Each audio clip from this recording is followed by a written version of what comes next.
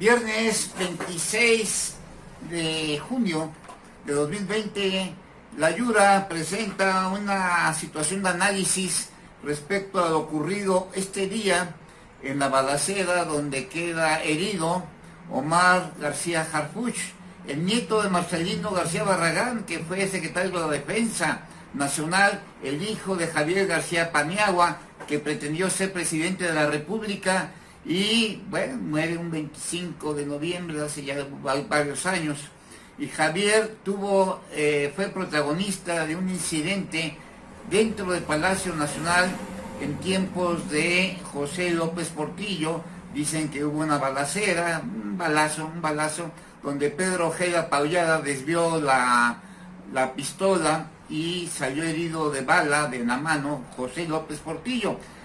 Traté de rastrear este tipo de información que tenemos de los servicios de inteligencia que nos han ayudado a lo largo de los años, que nos han informado, y no hay notas en Google, en Internet, sobre este suceso que involucra a López Portillo, a Javier García Paniagua y a Pedro Ojeda Paullada, quien, por cierto, Pedro fue mi jefe en la Secretaría del Trabajo. Bien, este suceso de hoy, donde es el jefe de seguridad de la Ciudad de México, Omar García Harfuch, pues se ve en todo una situación de interesantes interrogantes. ¿Por qué sabía este comando a las 6:20 que Omar iba a pasar por Reforma, allá donde está la gasolinería de Lomas Reforma, en la parte alta de la Loma de Chapultepec? ¿Cómo sabían que iba a haber eso? Y la camioneta blindada, pues tremenda, ¿verdad? Tremenda, porque aguantó más de 100 impactos de bala, todos repercutidos, tirados ahí en las banquetas. Mueren 3 personas, 2 escoltas, una señora que iba en un carro, en una situación lamentable siempre, cualquier fallecido. Y es parte de la violencia que había ofrecido López Obrador, que iba a erradicarla, y no, al contrario. Hace unos días murió el juez Villegas, allá en Colima, donde también comentamos que hace varios años ha habido la muerte del gobernador Gustavo Vázquez Montes, de su hermano, de 2 hermanos, y una sobrina herida, una hermana herida también.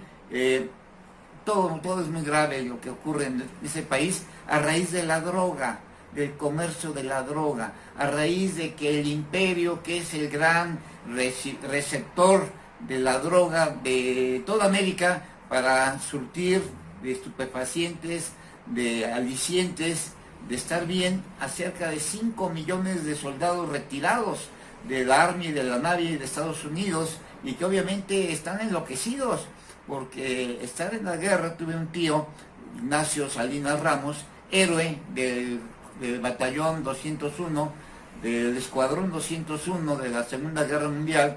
Él era mayor en una de las islas de la Filipina, y todo el mundo tenía unos nervios hechos trizas, y obviamente yo creo que les dieron también estupefacientes de aquella época, opio, marihuana, no sé.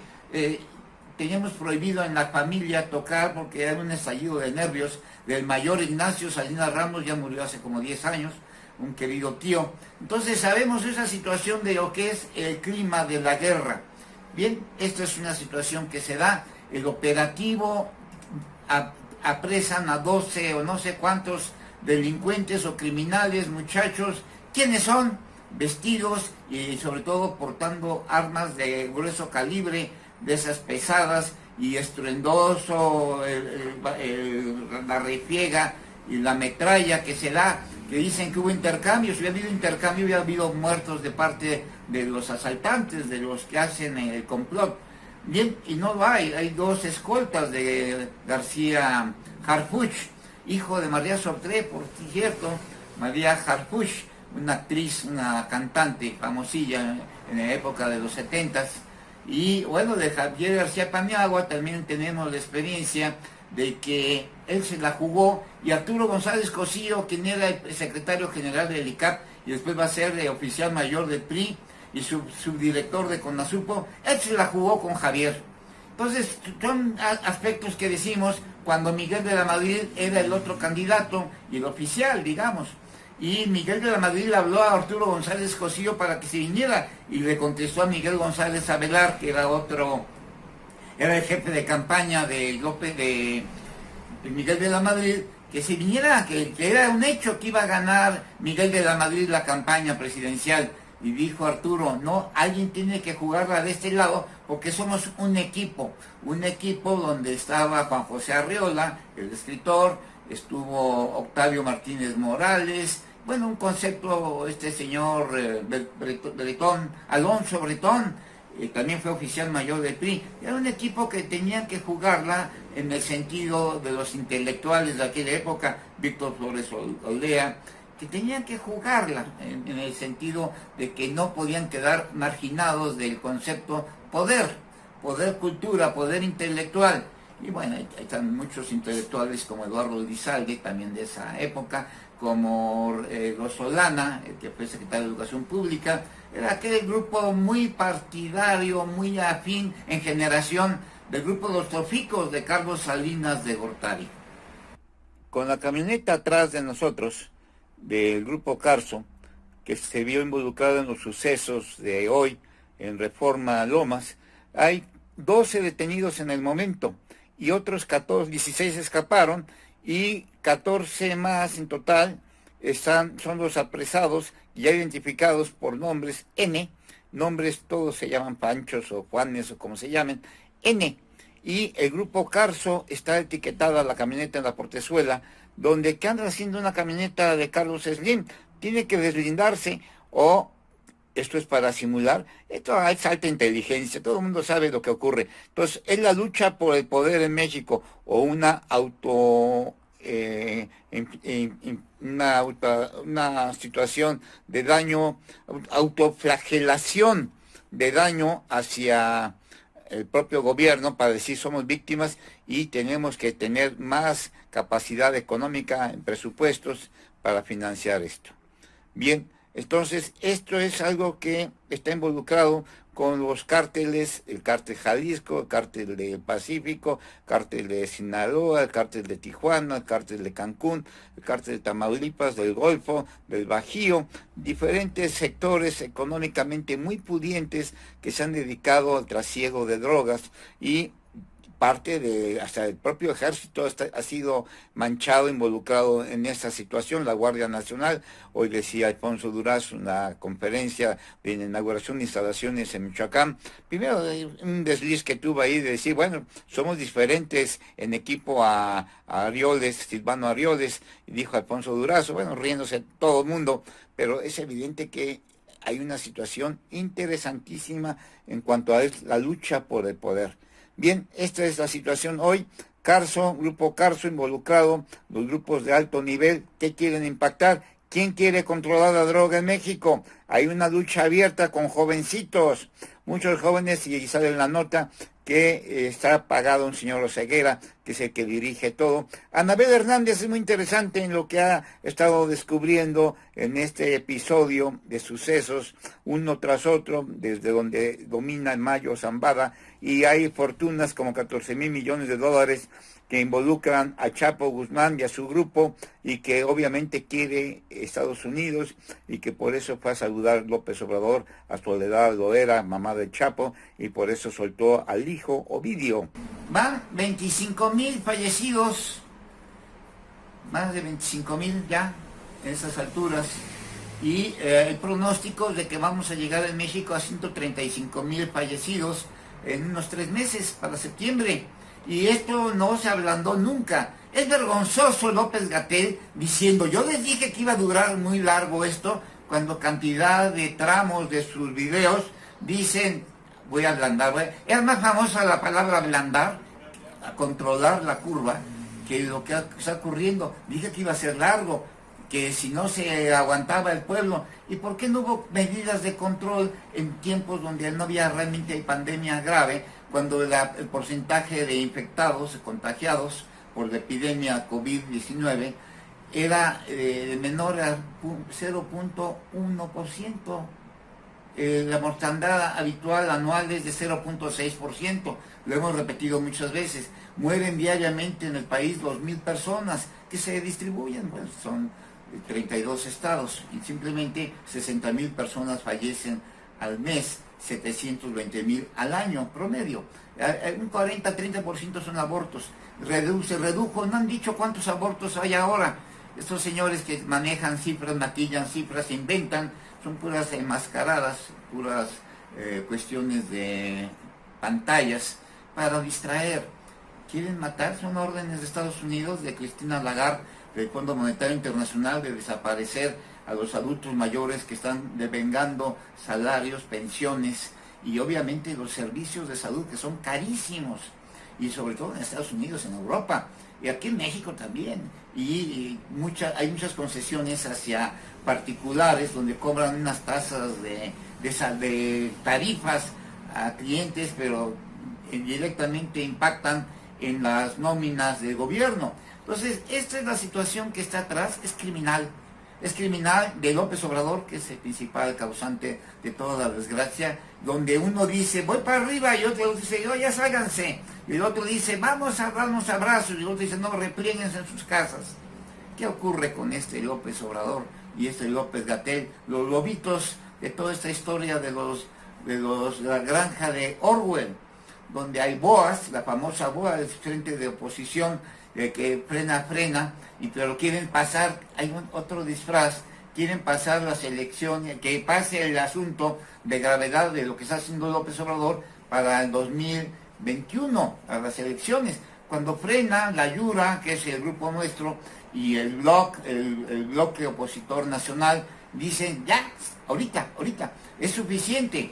Y nosotros somos los que más hemos insistido en la condición de ilegal, ilegítima, de mojado e indocumentado de López Obrador. No tiene papeles que lo acrediten mexicano, no tiene cartilla, acta de nacimiento, la doble credencial que obtuvo chueca que se obtuvo en el primero IFE, que le permitió tener 2 campañas simultáneas violando la ley allá en Tabasco, y luego aquí en la Ciudad de México se le concedió con el permiso y aval de Cuauhtémoc Cárdenas. Por eso hemos dicho a la masonería, a Cuauhtémoc Cárdenas, señores, descubran esta situación de que es un extranjero, y por eso Bartlett, teniendo muchos favores allá en Macuspana, de Morillos, está protegiendo a López Obrador. Y también el rector de la Fuente, ellos saben cuál es la condición de su título profesional falso también, del doctor Sirven, de la Facultad de Ciencias Políticas y Sociales de la UNAM. Pues sabemos que el rector Juan Ramón de la Fuente, hijo de un doctor que atendía a la familia Salinas de Gortari, entonces todos son parte de un neoliberalismo de complot, nosotros decimos bien complot, y este señor, López Obrador, ha aprovechado todo eso a través del chantaje, a través de la intimidación, a través de las amenazas. Ahora que pasó este incidente de Reforma, ¿por qué nunca cerró la parte de Reforma Lomas, la parte alta, y llegó el cierre hasta la Fuente de Petróleos, desde el Caballito de allá de Reforma y Avenida Juárez, hasta la Fuente de Petróleos? ¿Por qué no cerró todo? Pues porque no tenía que afectar a los ricos. Ya sabemos que ahí están las familias, muchas familias, los de Gortari, los Ruiz Massieu, y bueno, todo el mundo, hasta los Carpucho, ahorita lo estamos viendo, de Javier García Paniagua. Todo indica que ha sido un hombre reprobado en todo López Obrador. Es pésimo en cuanto a su situación personal, asesino, criminal en cuanto a lo que ha ocurrido en los últimos 18 meses, la situación de ser usurpador, protestante de las leyes, un vendido, un agente, de que vivió 14 años en la universidad, pues a fuerzas todo el mundo, desde el punto de vista del marxismo, todo el mundo debe tener ingresos económicos, aunque declares o no declares. ¿De dónde sacabas la lana? Pues de ser agente de gobernación o de uno de los cuerpos de inteligencia, que por eso te permitió estar dentro de la jugada. Señor más salvadoreño, eso es una manera de probarlo, pero sí tus viajes allá a la República de El Salvador con Alfonso Romo, que ya creo que está harto de todo lo que está ocurriendo, y hay un disfraz, se quiere dar una maroma, y ya te quieren deponer todo mundo. ¿Será cierto? Ya creo que ya no hay gente que te defienda más que estas benditas redes sociales que se agachan, se arrastran como boas, las serpientes, las lombrices, las anguilas, las morenas. Morena ha hecho pedazos con el concepto del pleito entre Jacob Alfonso Ramírez Cuellar, que le mandamos un saludo. También a los dos conocemos a Jacob y también a Alfonso, sobre todo al Pollo, el famoso Pollo, y es parte de nuestro comentario para el próximo lunes de la Junta Semanal de la Yura en la conferencia de prensa, que ahora también ya estamos dando a través de Meet, para que tengamos un diálogo abierto. Y esto es parte de la situación que se está viendo en concepto educativo. Toda la academia agachada, toda la academia de la UNAM, de la NUES, del Politécnico, de la UAM, de las universidades privadas, de la Ibero, de las Américas, que anda Gers Manero dirigiendo la Fiscalía Autónoma. No debe haber ningún organismo del gobierno autónomo, por favor. Esto simplemente es una comparsa más, un fraude a la nación, al federalismo, porque para eso hay 3 poderes. Entonces, ¿cómo es que hay una autonomía fiscalía? Dice Alfonso Durazo, también escuchamos la conversación de hoy, también conocemos a Alfonso. Alfonso está haciendo ridículo. ¿Qué es eso de que se había controlado todo y que seguramente se devolvieron las ráfagas? ¿Eso quién lo dijo? No sé si lo dijo el propio Alfonso, pero no hay muertos de parte de los asaltadores. Bien, el sistema educativo fracasa. ¿Por qué? Porque tenemos un sistema educativo y no basado en la psicomotricidad fina y sobre todo en educación política de escuela de cuadros, donde se educó en la Facultad de Ciencias Políticas y Sociales de cualquiera de esas instituciones que he mencionado, en la ENA, por cierto, también lo he mencionado, existe el concepto de preparación de cuadros para relevar a la etapa madura a una generación. No ocurre. El individuo dura 20 años, 30 años dentro del sistema político, en los congresos, en las gubernaturas, en las municipalidades y en las secretarías de Estado, en las direcciones, y ahí se quedan. Entonces la oportunidad para la juventud es muy escasa. Igual en los partidos, en los partidos y en los sindicatos, que dura la repetición y la reelección años y años y años. Casi cualquier sindicato está en una situación antidemocrática. ¿Qué se entiende por democracia? El poder del pueblo, pero es el poder del dedo. Ahorita ya se dijo que Morena no tiene tiempo ya para tener una buena preparación y formulación de cuadros y de candidatos a las elecciones de 2021, y va a pasar lo que pasó en 2015 con las elecciones de la Ciudad de México, donde López Obrador designó de delito y obviamente hubo muchas injusticias y es un tropiezo tras tropiezo, y la gente todavía creía en la bondad de un López Obrador que es traidor, ratero, sinvergüenza, cínico, ladino. O sea, todo esto es López Obrador. A nosotros nos mintió, nos convenció de que era en el año 96, desde entonces estamos pegándole, hace 24 años estamos pegándole a López Obrador, que es una sinvergüenza. Oye, nosotros estamos como intelectuales, yo era el candidato a presidente municipal de Catepec, año 96, y tú prestándote a una serie de componendas para tu provecho personal, tu fabriquita de chocolates. Hoy sale una foto con esta niña Beatriz Gutiérrez Müller, que también tiene una historia muy oculto, muy confuso, y que anda haciendo con Gers Manero, que le da una beca en la Universidad de allá de las Américas para ser maestra. Bueno, puede ser, pero por lo pronto esto es una situación de crisis. La educación está en vilo, es un fiasco. López Obrador, la educación de López, 14 años en los paseos universitarios. Aquí en nuestra conversación, el asalto a García Harfuch es algo de alarmar, es lo que está ocurriendo con Ovidio suelto por instrucciones de López Obrador, con el saludo a Soledad Loera, la mamá del Chapo, con Anabel Hernández diciendo que el verdadero jefazo es el Mayo Zambada, y con los cárteles abiertos, un cártel en el ropero de Palacio Nacional.